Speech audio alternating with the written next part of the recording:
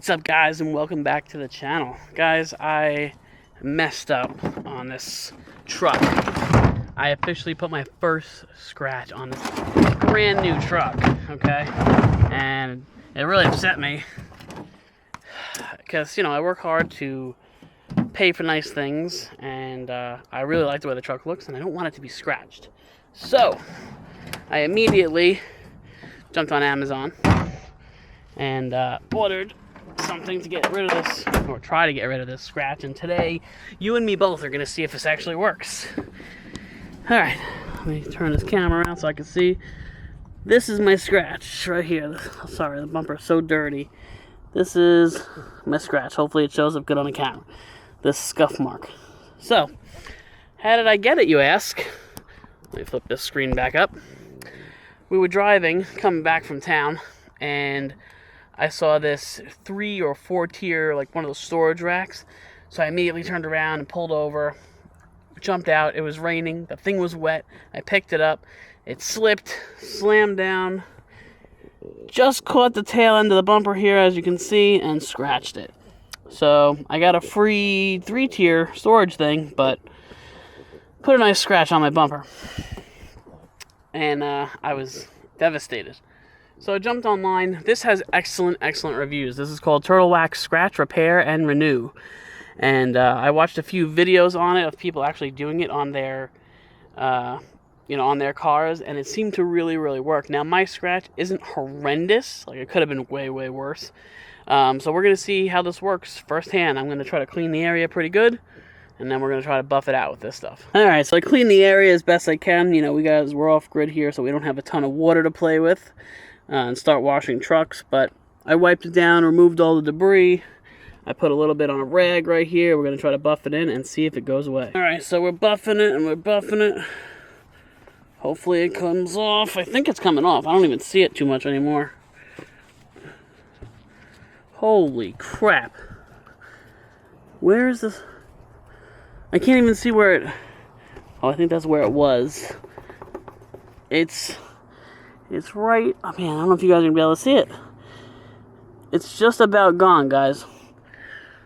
I can't, like, from this far away, you can't see it. You can see, like, where it actually scratched it, but this stuff, like, buffed the scratch away and blended the paint back, so you can't see anything. It really worked well. Thank God. I hated looking at that. It was driving me insane. You know, these trucks aren't cheap, and, you know, we travel all over the place. I like my truck looking nice, you know, along with the RV. Although right now it's filthy because our roads are all country roads, and it's been raining, so it's been muddy. But I think tomorrow it's going to be finally all dried out, and I'll be able to wash this truck. In other news, oh, Sam's complaining about my hair. We've been, I've been working on some upgrade ideas for the property. I really want to do like an outdoor kitchen here for Sam. She likes to cook outside, and a laundry room. And a little laundry room, right. So I started plotting. I took this 2x4 just to kind of put it up there, just so I could see how I'm going to do it. But basically, I'm going to have like 7 of these things come off here. I'm going to get some 4x4 posts and just have like a whole room come out as far as I can. Probably about 8 feet, 7 feet. And give us a nice little extra amount of room that we can work in. It's going to be really sweet, because right now I don't really do anything with this. I'm going to clear out all this junk. And then, you know, we'll have a nice little area to hang out, working if we want to cook outside. Because sometimes you make food in the RV, especially small RVs like this one, and the food smell starts to linger and it stays in there, and it's just... Or if it's really nice out, you just want to cook outside. So that's the plan with that. Well, in other news, I've been getting a lot of questions about the Grom. Where's it been? I haven't seen it since you bought it. We got a lot of work done to it, guys. So if you remember when I first bought it, it was like candy blue. It was, I don't know, a little too not manly enough for me, not badass looking. So went online, bought all black plastics, DHM Stage 3 motor kit, aftermarket exhaust, smaller front sprocket, aftermarket levers, aftermarket grips. Took the mirrors off because I don't like them. I want to get a smaller bar handle mirror. What else did I do? I think... tail tidy for the license plate. Deleted the front blinkers. I'm going to put like little side marker blinkers in there that are nice and neat. I think that's about it as far as appearance and mods, but I did a lot of work to it. You know, these things stock, they don't go very fast. They go about 55, 60. They're only 125 cc's. So in order for me to really comfortably take it on the highway, I really wanted to amp up the motor, put a little bit more power into it, and it goes now. I can comfortably do 70, sometimes 75, depending on how windy it is and stuff. So I love it. I zip around on it. They only weigh, stock they weigh about 225 pounds. This one probably weighs like 190 pounds. I mean, once you take that stock exhaust off, it goes down a lot in weight, because that stock exhaust is really, really heavy. So, you know, you can load it easily into the back of a pickup truck. I've put it in by myself. I've taken it out by myself. I've put it on a motorcycle carrier, on the back of the truck, on the back of the RV. You know, they're just a great bike all around, especially for travelers, because they're so small that they're not cumbersome to load, to unload. You can park them anywhere, obviously. They get great gas mileage, 1 gallon. Now, this one takes 93 octane because of all the stage 3 kit and everything, high compression piston, tuned, cammed, so it requires a higher octane fuel. Normally, they only take 87, which is regular gas. But yeah, so it's a really nice bike. Like I said, we really like it. Sam hasn't gotten on this one yet, but she's been on my older one, and we've buzzed all over the country with it. We've taken it through Missouri and Tennessee and New York, New Jersey, you know, down here in Florida. You know, we've gone all over the place. So it's just really nice. They're great on gas too. Like I said, it takes a gallon to fill it, and it'll get about 100 miles on 1 gallon of fuel. So you can't beat that. Plus, they sound great. I don't know if I have a key. Let me see. I know that the microphone on this thing is not going to do it justice, but it has like a really deep, rich tone now. Now that I did the stage 3 and a cam and a tune and everything. Let me see. Put it in neutral. Oops, sorry. I doubt it's going to sound as deep on this, but, you know, just for you guys to get some kind of idea.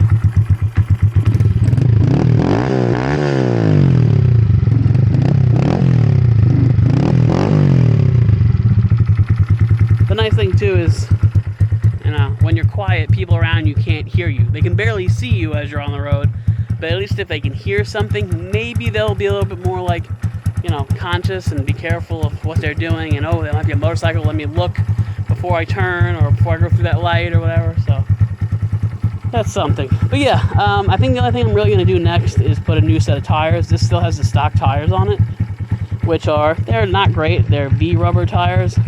On my other Grom, I had Michelin Power Pures. The other good thing about buying tires for a bike this small is the tires are pretty cheap, like 120 bucks for 2 tires. So can't really beat that. But yeah, I love it. It's awesome. Definitely recommend it. This one I bought used for $2,500, and I probably put another $1,000, $1,200 into it with all the mods and everything. Brand new, they're $3,500 plus tax and title and all that. So that's something for you to consider as well. And they're also very cheap to register.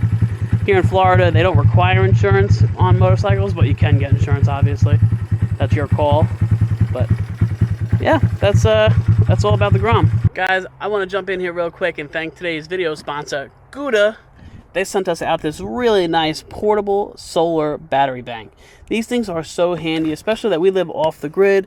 We're always on the go. You never know where we're going to be. So the fact that we can always have power with us and recharge it on the go is fantastic. Right out of the box, you get the solar charger itself, a nice handy manual to run everything through. You get a nice carabiner, that way you can clip it to a book bag or a purse or wherever you want to put it. That way you always know you have it on the go.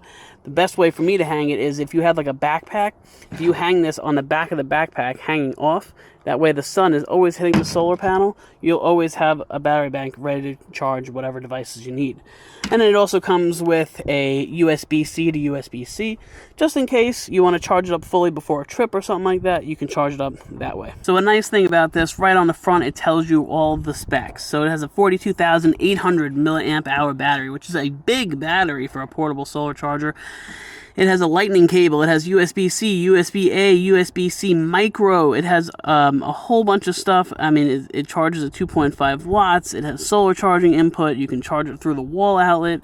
This thing really is really nice. So, right on the back, you'll see you don't even have to bring your own cords. It has cords built into it. Check this out. It has a lightning cable for the older iPhone. It has a USB-C for newer iPhones and newer Androids. And then it also has a micro USB, excuse me. And these are already hooked in, wired in. You don't have to touch a thing. Now, in the event that you do have a cord that isn't already pre-wired in, they do give you plugs. So you have a standard USB, USB-C, but this is really nice. It feels like diesel. It doesn't feel chintzy. It feels heavy duty. It has a compass on it, which is really nice. The power button is right there. And then this is where you'd hook the carabiner. That way you can hook it up and always be charging everywhere you go. Nice little flashlight too. That way if you're, maybe camping in the woods or hiking or something. Let me see. Let's see how to turn this on. I don't know if it comes charged or not. But yeah, a really nice little unit, and I appreciate them sending this out to us. There will be a link in the description below if you guys are interested. So yeah, jump over there and tell Gouda we sent you. Alright, so while I have a little bit of daylight left, I'm going to clean this up, burn all this, and then rake this out and get rid of all these big chunks and stuff. That way, once I'm ready to build this here, I have a nice steady platform. I don't have to worry about tripping over anything, and we'll be good to go. Alright guys, well, we're making some progress. I got a little fire going because I burned a couple things. Cleared all this out. I just have to finish raking it. I already raked this area. I don't know if you can tell. But I got rid of a lot of the sticks and stuff. I'm probably going to run over it with a lawnmower and try to cut down all the sharp stuff. But I put all that stuff right here for now. And then I just got to move these logs out of the way. Rake all this. And then we should be pretty good to go. I got this little scrap pile. I threw it up on my local Facebook group. See if somebody will take it instead of it going in the garbage, but so far nothing. Anyway, I'm going to put an ending on today's video. Hope you guys are all doing great. Hopefully in the next video I have a little bit more progress for you, or at least a little bit more of a plan. But I'll see you guys in the next video. Bye guys.